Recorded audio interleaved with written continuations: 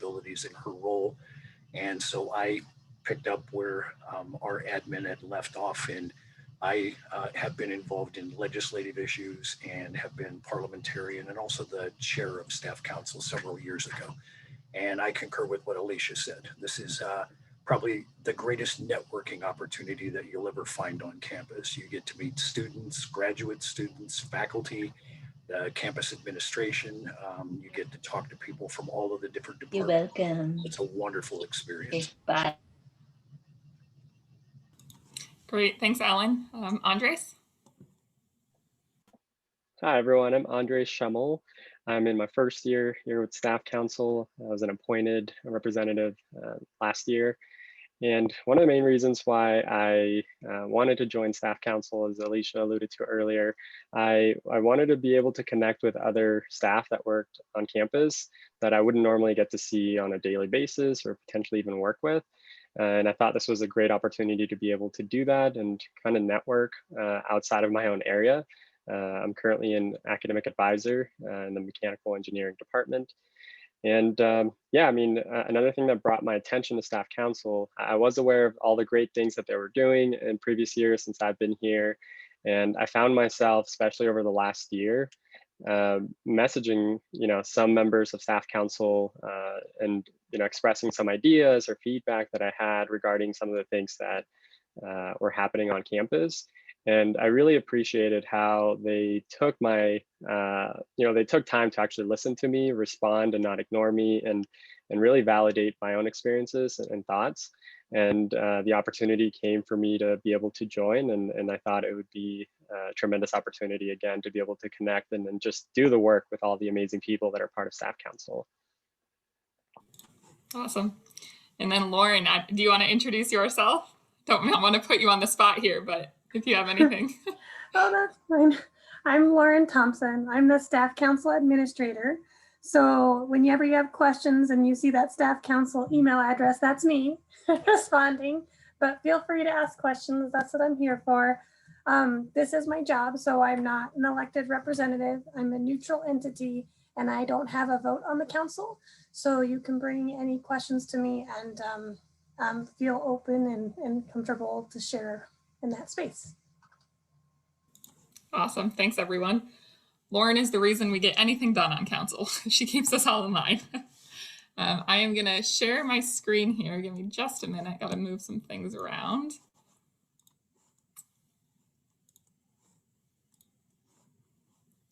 All right. I think you all should be seeing the PowerPoint now. So a little bit about Staff Council. Currently, our council is made up of 48 representatives across campus. There's various positions and representative types that you can be on council. Andres will talk a little bit more about that later when he talks about the election process. One thing you should be aware of about, when considering joining Staff Council is that there is quite a bit of a time commitment. All reps do need to attend our monthly meeting, which is one time, 2 hours each month. That was very confusing. Let me say that again. It's a 2-hour meeting once a month for our full council. And then each representative is required to sit on at least one committee. Alicia will talk about our various committees that we have, but you can expect that each committee meeting will be, again, a 1-hour time commitment per month. And then additionally, any work outside that meeting time, I think as an average or baseline, you can expect to be spending about 4 to 5 hours per month on Staff Council or doing Staff Council things. From here, it's up to you if you want to join additional committees or take on additional leadership roles or sit on the executive committee. Again, with that comes more responsibility and then more time. But I think a lot of us who are presenting on this call would greatly argue that it's a huge benefit for you and for networking. But again, it's up to you at that point. Let's go on here. So this is just kind of our mission statement. And I don't want to read it word for word, but I think it kind of, really outlines what Staff Council does. So we really, here I am reading it, are going to represent and inform and educate the staff by serving as a liaison for the staff to upward administration or to university systems and state administration. So we are really, that liaison connecting point between staff in areas we represent or, all over campus. We take those issues and concerns and really bring them and funnel those to get them in front of the right people in order to make change happen. We also recommend proposals to the administration. So things like that would include, the paid parental leave or the tuition benefit white paper that I kind of talked about in my opening statement there. But then we're also committed to promoting diversity, inclusion, cultural competency, and respect in conducting organizational business and initiatives. And that's really something that we're focusing hard on this year. Again, Alicia will talk more about the committees that we have, but we do have an Inclusive Excellence Committee that just became a standing committee within the past year or two. So we've kind of broken down what Staff Council does into these 8 different areas. And really, this is just kind of a broad overview. And again, this will all be kind of deeper talked about as we go on through the presentation. But you can think about us as, we're an organization of different committees and different officer positions. We'll talk about how we fit in with, the overall organization of CU, how we fit in with, on our campus, with the state, things like that. Then also, we do a lot of engagement and advocacy for staff. It does look a little bit different now that we're in the time of COVID and a lot of us are remote. We've had to kind of reassess how we go about things, but we are still trucking along. And then we have a recognition and awards. So we have an ASR committee, which is the Awards and Service Recognition Committee, which again will be talked about a little bit later, but just kind of as an overview. We also do a lot with public service. Again, we'll talk about that. And then as mentioned, I know a lot of people mentioned, one of their main reasons for joining Staff Council was the professional development and networking opportunities. So this is huge, and I couldn't agree more. I mean, you meet people who you wouldn't have ever interacted with on campus. I work in the office of the registrar, and we're I wouldn't say we're siloed over there, but I mean, we only interact with certain people. But being on Staff Council, I've had the chance to interact with people from all over campus. And it's been a huge help in, just learning more about campus and being able to direct people to certain areas after something is brought to your attention. So with that, I'm going to hand it over to Alicia, and she's going to talk about more about our committees. Great. Thanks so much, Hannah. So as part of Boulder Staff Council, we have 7 standing committees currently and 1 special committee. I'm going to go through each of them individually, but they are our Awards and Staff Recognition, ASR, which we refer to it, that's our acronym, Communications, Inclusive Excellence, Outreach and Events, Payroll Benefits, Retirement and Legislation. Its acronym is PBRL. So if you hear PBRL, our Elections Committee, and our new special committee is Inclusive Practices for Blood Drive Donations. Hannah mentioned at the beginning, you will have the choice to serve. You'll have to serve on at least one of these committees. We do have several members that serve on more than one committee. We don't necessarily advise that in your first year, but it is something that's an option for you as well.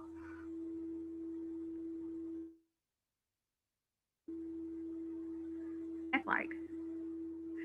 So diving a little deeper into each of these committees, I'm going to highlight a few things that each committee accomplished last year.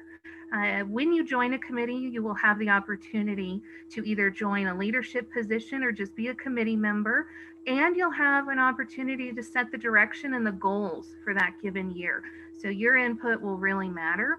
The Awards and Service Recognition Committee really recognizes our staff on campus.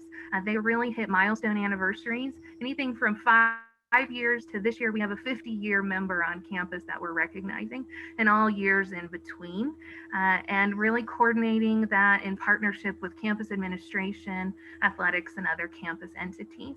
Last year alone, they recognized 1,300 staff members on campus, so really, really fun to celebrate. Our Blood Drive Committee focuses not only on helping serve the campus, but the community at large. Some highlights that the Blood Drive Committee accomplished last year: they hosted 5 blood drives, collecting 970 units of blood. And in terms of lives saved, that's close to 3,000 lives saved just in the 19-20 year alone. This committee's been around for 44 years this year, so long time committee. And this committee also focuses on things like coat drives, canned food drives, shoe drives, and more. So if you're interested in making an impact that way, you might look at blood drive. We also have our communications committee. This is really the heart of helping us get our messaging out and awareness about all that we do. Some highlights from last year, we published 6 newsletters. Hopefully you're reading through our newsletter and getting helpful content and information. Part of that, they published 50 articles, and we had 2 resolutions last year. And really, again, their mission is to help educate our campus community about everything that's going on with Staff Council. We're always looking for people to proof and edit and write articles too. So if you're not specifically on this committee, you can always help out. We also have our elections committee, and this is really helping put in place our representatives, our delegates, and our officers. We're in the elections process for this next cycle year, and we're glad you're here with us today. And really, last year they amended the laws and elections code, and we kind of had an increase in participation since the general.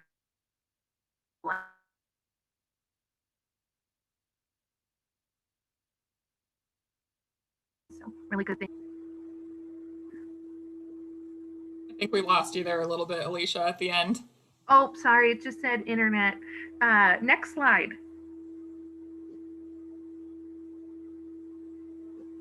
We also have our Inclusive Excellence Committee.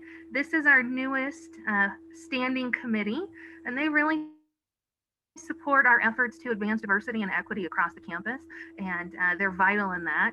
Last year, they served as primary authors to resolutions to support issues around inclusion on campus, including the Black Lives Matter movement, and we're seeing some great things out of that committee this year as well. We also have our Outreach and Events Committee. This is who you probably interact with most and attend events, things like our ice cream social and field day and the staff appreciation breakfast, all things that we would do in a normal year, a little different being in a virtual environment, but really good to engage in outreach. Some highlights from last year, they hosted 1,600 staff on campus in events. So really, really amazing outreach and impact this committee has across campus.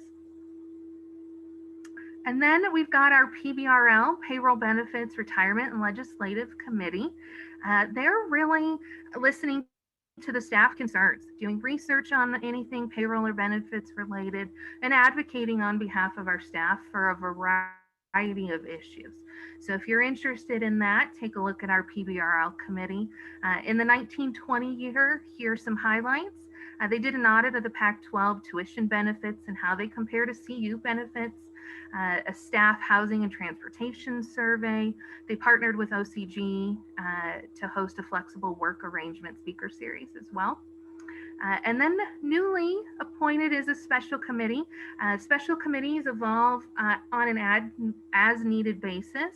And currently it's inclusive practices for blood donations. They're really looking to see if there's more inclusive ways for donors to donate blood and end the discrimination and some bias that exists. Previous committees also include a website committee and much more. So wherever your interests might lie, your passions, there's a place for you on Staff Council.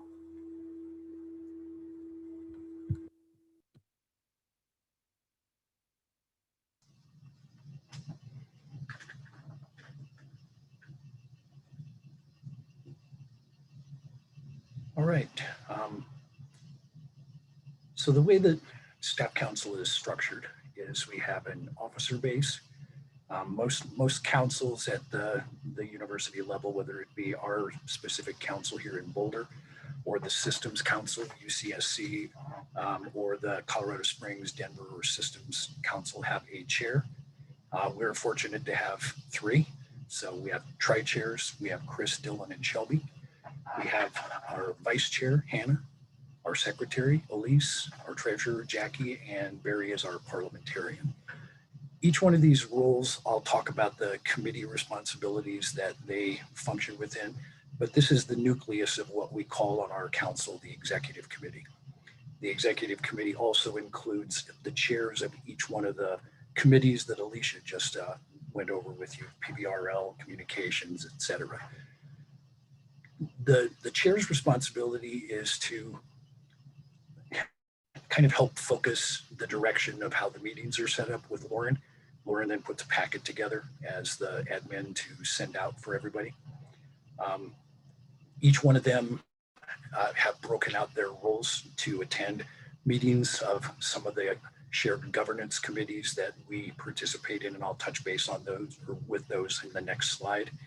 The vice chair is responsible for inviting speakers to come to the meeting. In the time of COVID, it's been a little more challenging because most of them are via Zoom, but it's always great when we're able to invite members of the community from either the athletics department or the COO or the chief HR operations manager, or even once a year, we usually would have the chancellor come speak. And secretary's responsibility is to keep track of the minutes along with Lauren. She also makes sure that we have quorum. That is the official count that we have to have of members of staff council so that a vote can be passed. It's 2/3 in most cases. And sometimes it's just a simple majority depending on what we're voting on.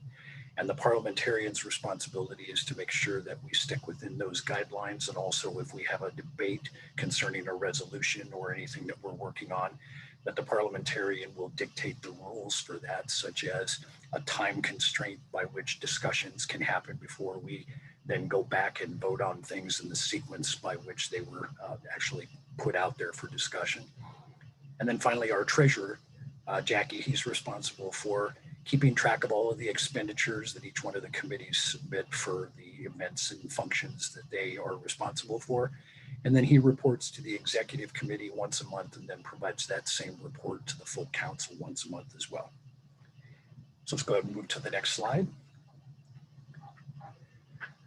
So our shared governance structure allows us to participate on a very targeted level.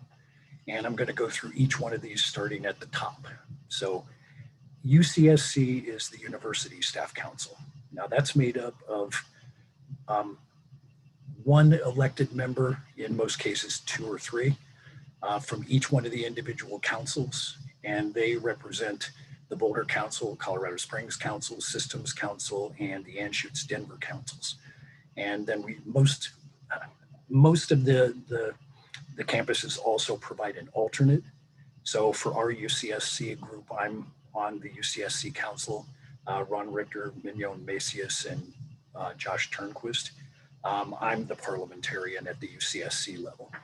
And what they do is they take information that comes from all of the individual councils, and the chair of the UCSC Council then represents all of the university staff councils at Board of Regents meetings every month so that they can discuss some of the things that each one of the councils are doing to keep the regents abreast of the work that we are doing at the individual campus level. One of the next groups that is a shared governance group is the Safety Advisor Group. Leslie Safadi, who works over in the Buff One card office, is part of that group. That group kind of evaluates, along with risk management, some of the safety concerns that are going around on campus and what programs we might be able to institute at the departmental level so that we can improve the level of risk and provide a much safer environment for not only staff, but students as well. The next committee is the Pathway Safety Committee, and Vanessa Luna, who's also the chair of our communications committee, is involved in that. In essence, they work with the University Transportation Department and also the City of Boulder Transportation and some of the Boulder County transportation folks to work on things such as bike paths, bridges, and so forth, like the 2 new ones that have been put over Boulder Creek. They also work on trying to develop better pedestrian flow around the campus in conjunction with the city so that we can provide, as the committee is entitled, a safe pathway for people to move around the city and the campus. The CUF committee, and I apologize, I had happy fingers when I typed that in. It's actually CUUF. So it's the Campus Use of University Facilities Committee. That group is, our representative is Josh Turnquist, who is the head of mailing services at the distribution center. They evaluate and work diligently with all of the different players on campus, from CUPD to the infrastructure and sustainability group, some of the vice chancellors and the deans around campus, to determine what is the most safe and efficient methodology by which we utilize building space and just the campus in general. They work on everything from fire alarm systems and just basic flow during COVID, moving in and out of the buildings. They work diligently with our project managers to do the setups of all the classrooms so that everything was socially distanced. So that's part of what CUF does. Josh also is our representative to SLC, the Statewide Liaison Council. That's an entity that represents the state universities that all have classified staff, like CU Boulder, Colorado State University, both main campus, Pueblo campus, and Western Slope campus. Also, the community college system, University of Northern Colorado, and Colorado College and Boulder are part of that group. That group is formed so that all of the classified folks can stay on top of all of the rules and the legislation that affect them specifically. And Josh has done a great job with that organization. Now, the next two entities, the ABC and the Shared Governance Group, they kind of fall underneath the guise of what the chair and the vice chair are responsible for participating in from a shared governance standpoint. The chairs, since we have three, they've divvied up their responsibilities of which meetings they attend. There is, under the Shared Governance Group, what's called CEC, the Chancellor's Executive Committee, and that is all of the department heads that fall underneath the Chancellor, basically his cabinet.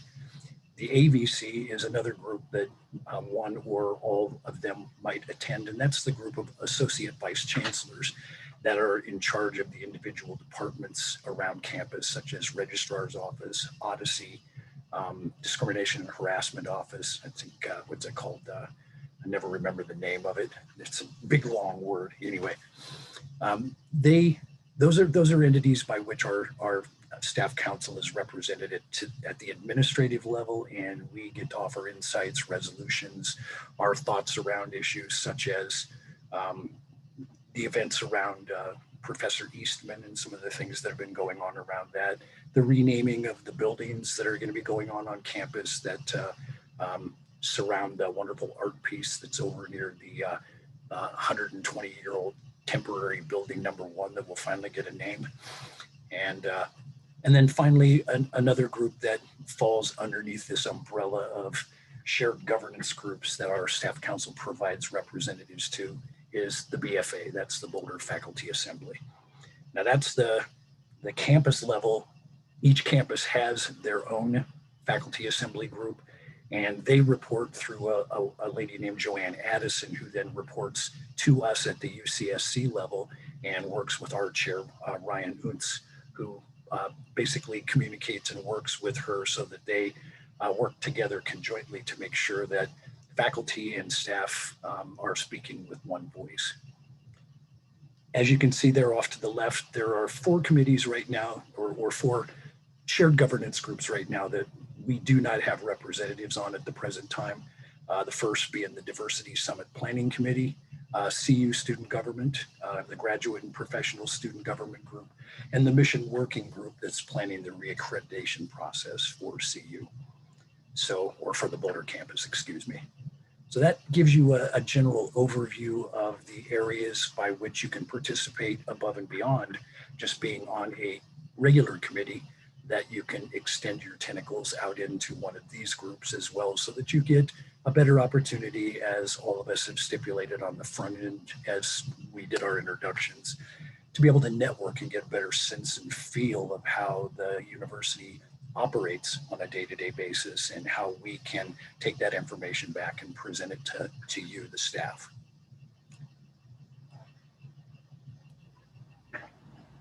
Okay, now we can talk about some of the specific things that you get to do as being part of staff council. Advocacy is a big one, through PBRL and some of our other committees. We've been able to advocate for staff for things like paid parental leave, tuition benefit, and of course, there's the staff recognition piece. We like to recognize those staff who've been with us. Their Years of service, that's a big part, as well as staff engagement and bringing concerns of staff up to, and you'll have to forgive me because I am from a non-academic background, upper management. But yeah, just to make sure that we're there to advocate for staff. Some of our current initiatives are transparency and communication to staff on campus updates. We know with everything that's been going on, this is really a big deal. Designing inclusive practices that support all staff, expanding staff impact and representation through key campus initiatives, and childcare and elder care is something else that we are all concerned about. And let's see, I see there's something came up in the chat there. It says, when you say, is that just university? I'm sorry, let me take a look at, I saw the question in the chat and I want to make sure. When you say staff, is that just university staff or are the research? That is a good question. I think it is people who are considered staff. Research faculty, are they considered faculty or are they considered staff? Alicia, you probably have a better feel for that. I mean, I work with the research faculty, but. Yeah, our bylaws specifically say that we govern over staff for classified and university. The research side falls under the faculty side of the house. They're not part of our group. Okay, good. That's what I thought. Just wasn't sure. So thank you for affirming that. Let's go back on to the next slide. As you heard from several people, networking opportunities is a great benefit of being part of staff council. You get to interact with the administration, interact with staff throughout campus, meet a lot of folks that you would maybe not have had the chance to meet or interact with if you just kind of stay in your department, in your area. And of course, we do have speaker events, which help us communicate out to staff, address some of their concerns. If there are things they're interested in hearing about, we try and make those things happen.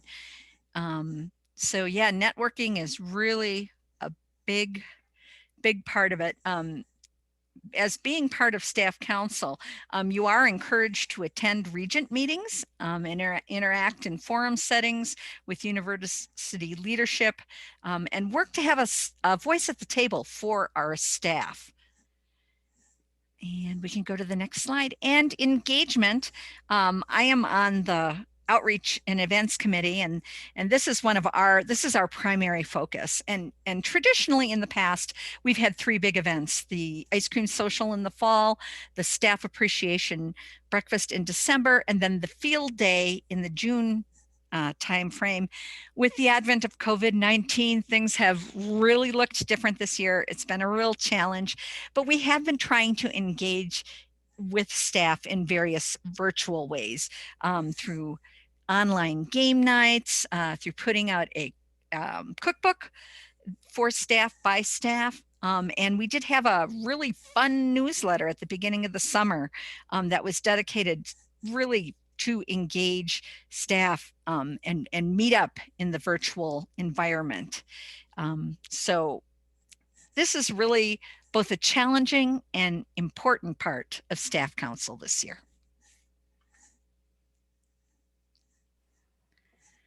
Now moving on to the elections process side of things. So currently I serve as co-chair for the elections committee for the 2020-2021 academic year. And one thing I will say, just heads up ahead of time, it is a lengthy process. It's, it started, as you can see, in January, and we'll eventually announce results in May. And the reason for that, we want to make sure we have an equitable process so that everyone does have a fair opportunity to be able to, go through the nomination process, the elections process, and potentially even appointed process.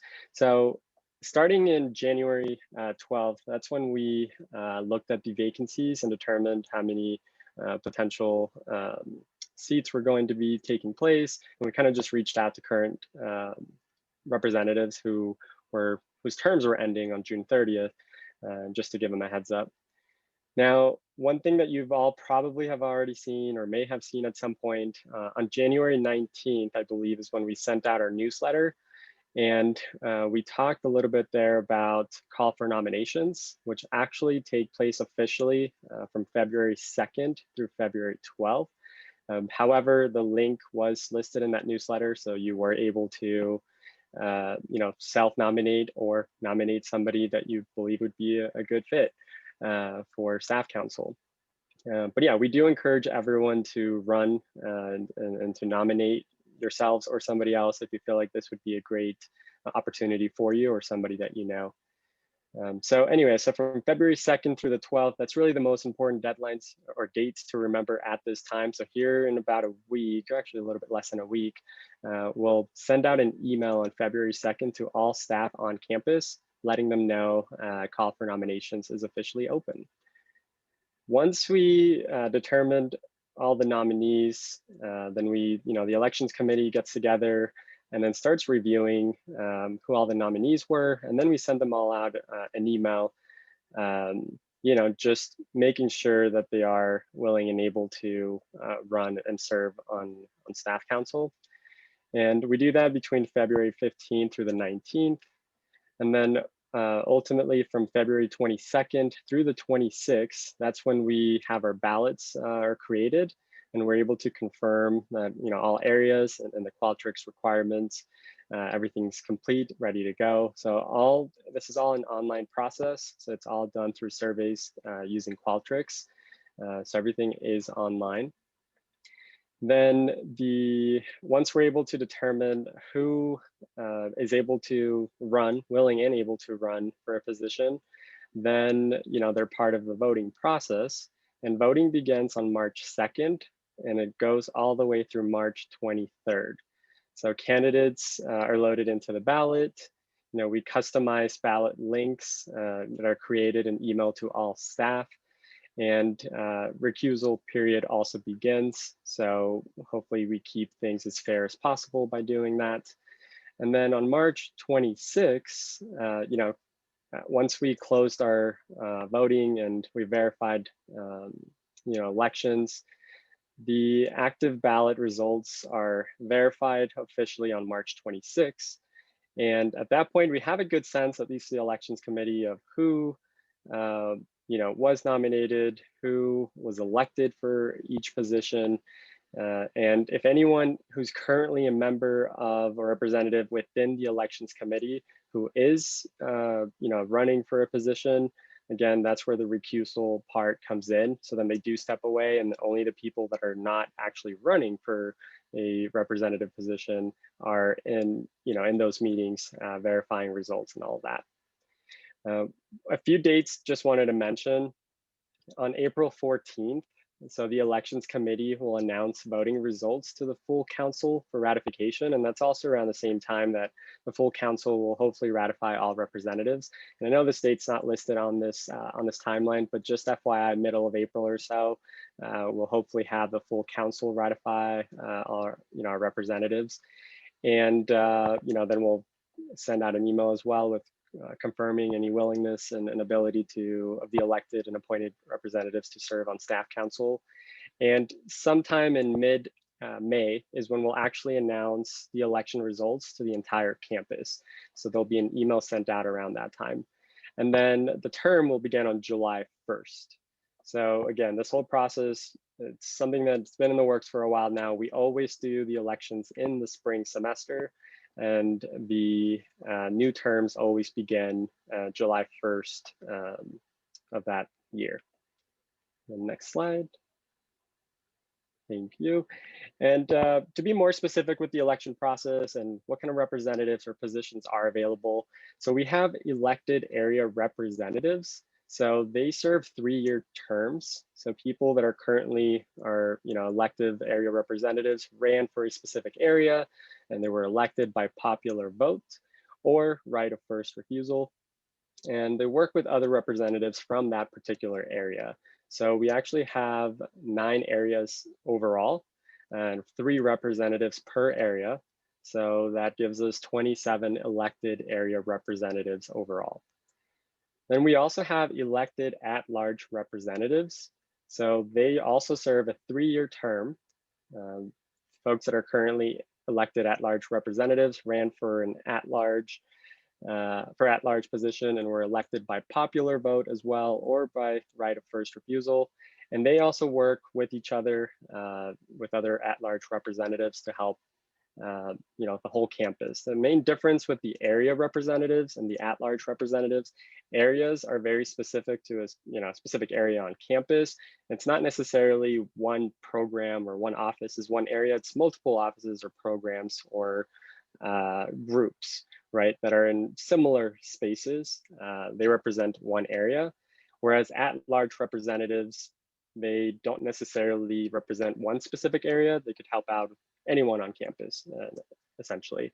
So for any staff member, if they ever have any questions or would like to provide feedback or have any concerns, and then they would like to share that with a staff council representative, they could either go to somebody in their area, and hopefully they're likely to potentially even know who that area representative is or who those representatives are, or they could also reach out to the at-large representative.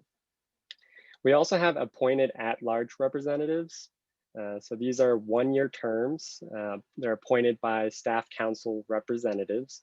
And these are people that may have ran for a specific area and may not have been elected, or they may not have run at all. And they were just nominated by staff council reps after the election voting period. Perhaps, so dating back to this past year, staff council needed additional support, especially because of the pandemic and coronavirus and how we were doing with numbers. So staff council was able to appoint, a certain number of representatives to serve on staff council for that year. So that's actually how I got into staff council myself. And then lastly, we have appointed area representatives. So these are potentially various different terms depending on when this takes place. If it takes place, they're appointed by staff council representatives to fulfill any vacated representative positions. So if at some point an elected area representative leaves CU Boulder or is no longer part of that area, or we have to fill in an elected area representative, then we move forward with an appointed area representative process. And again, these folks may have ran for a specific area at some point and may not have been elected. So we do keep those names into consideration when we start looking at appointed roles throughout staff council. I don't believe there are any current appointed area representatives, but feel free to correct me, anyone, if I'm wrong on that. There's also one honorary lifetime representative as part of staff council. And overall, at this time, I believe we have 46 total representatives for the 2020-2021 academic year. So yeah, we are excited to begin this process of elections here, and we are hopeful that you're all able and willing and wanting to join staff council. Great. I know that we just threw a lot of information at you. If you have any questions, please do let us know, and we are here to answer them for you. We've got about 15 or so minutes to answer questions. And then if we don't get to any for some reason, feel free to always send any questions to staffcouncil@colorado.edu. And then before we jump into questions, I just wanted to say, if you want to join staff council, you don't need to wait around for someone to nominate you. Definitely self-nominate yourself. That's how I got on the ballot. I self-nominated myself. So if this is something you want to do, nominate yourself and let's get going. So I will stop sharing my screen so you can see us all. And then if anyone has a question, you can either put it in the chat or raise your hand and we will call on you.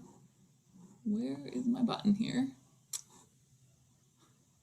Something I'd like to add is if you're thinking maybe you'd like to be part of staff council and you're just not sure if you really want to make the commitment and jump in with both feet right now, remember you can participate in one of our committees without being a formally elected representative. We're always looking for folks to help us out. So if you want to just get your feet wet, test the waters, feel free to come and volunteer on one of our established committees. We'd love to have you join us.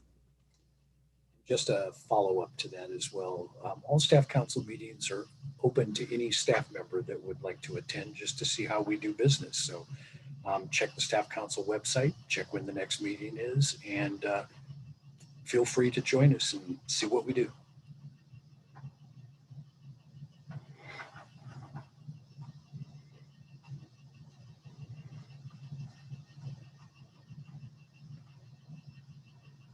So there's one question here in the chat. Are there only certain amount of spots open for either the area representatives or at large?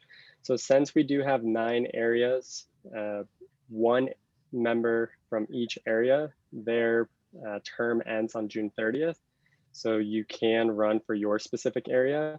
And when you self-nominate or somebody nominates you and you do move forward with the elections process, you can actually, or you'll be able to see which area you're part of. Or if somebody, let's say you're not running, but you know somebody in your area that's running, you'll be able to see all the candidates for your specific area. So there should be 9 available spots for areas, but you will only be able to run for your specific area. And then for at-large representatives, currently there's only 3 elected at-large representatives. So one of them, their term will end on June 30th. So there will be a vacant position that you could run for an at-large representative.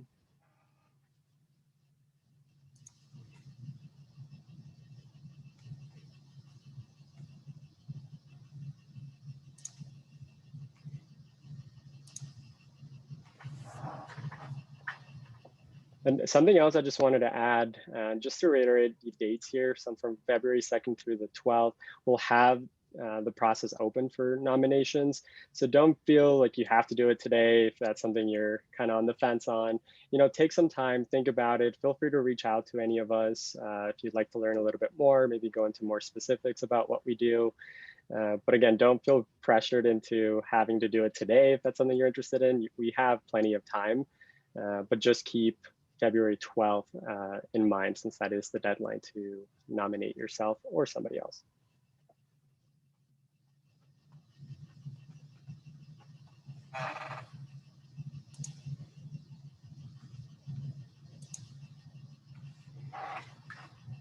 Any other questions from anyone?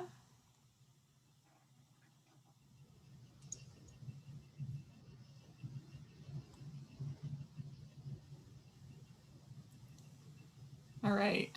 Well, if there's no other questions, I don't think we need to sit here and stare at each other for 12 minutes. So if you do think of anything once we log off here, go ahead and send us an email and we will get back to you.